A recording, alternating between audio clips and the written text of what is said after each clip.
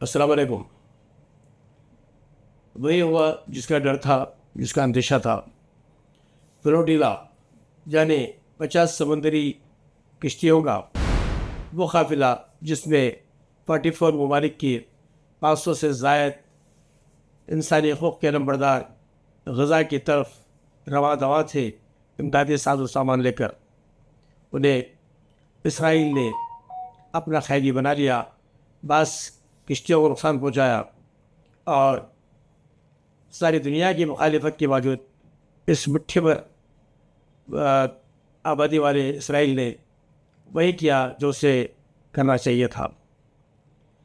اس نے international law کی خلاف ورزی کی اور ساری دنیا کے ممالک کو اپنے ٹھوکر پر رکھ دیا۔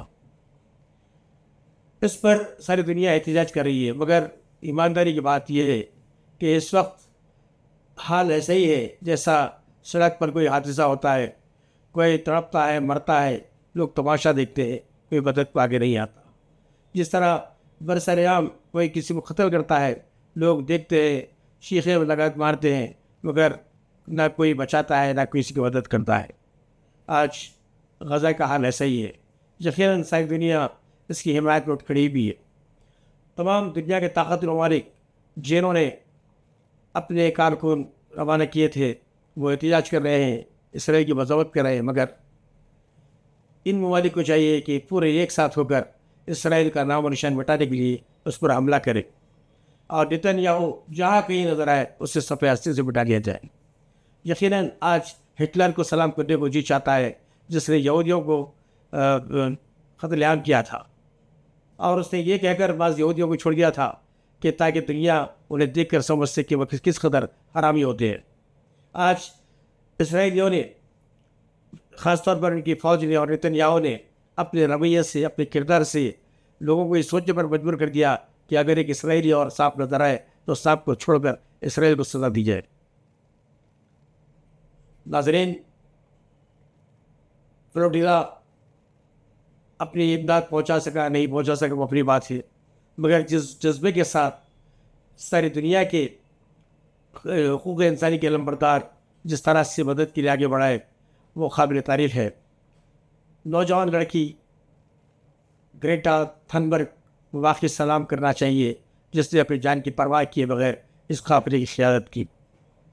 بعض ممالک نے اسرائیل کے ساتھ سفارتی تعلقات کو ختم کرنے کا اعلان کیا ہے، بعض عرب ممالک نے ناراضگی کا اظہار کیا ہے، مگر ناراضگی سے کیا ہوتا ہے؟ فقیر کا غصہ اس کی جھولی میں۔ آپ اس قدر بے بس، بے دم اور مجبور ہیں کہ آپ چاہتے ہوئے بھی، آپ دونوں سکتے ہوئے بھی آپ کچھ نہیں کر سکتے۔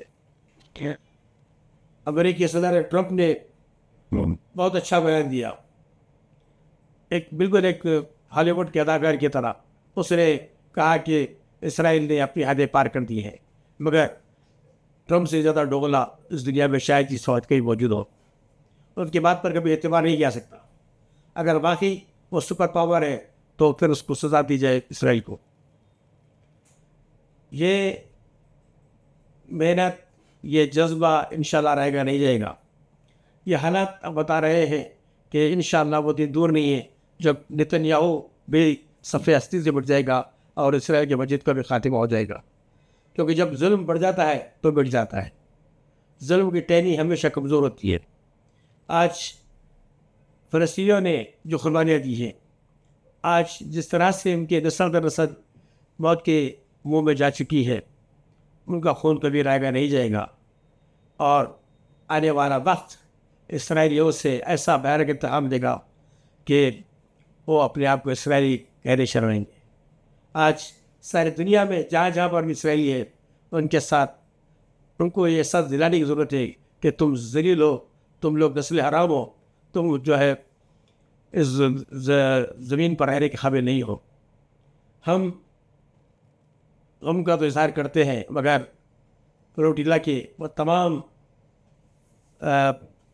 علمبردار حقوق انسانی جن میں سے بیشتر مسلمان نہیں ہیں، ان کے جذبے کو سلام کرتے ہیں، انہیں خراج تحسین پیش کرتے ہیں اور لعنت بھیجتے ہیں ان کمزور ہمارے اپنے حکمرانوں کو جو اپنے عیش و عشرت کے لیے، اپنی گدی بچانے کے لیے خاموش اختیار کیے ہوئے ہیں۔ شکریہ.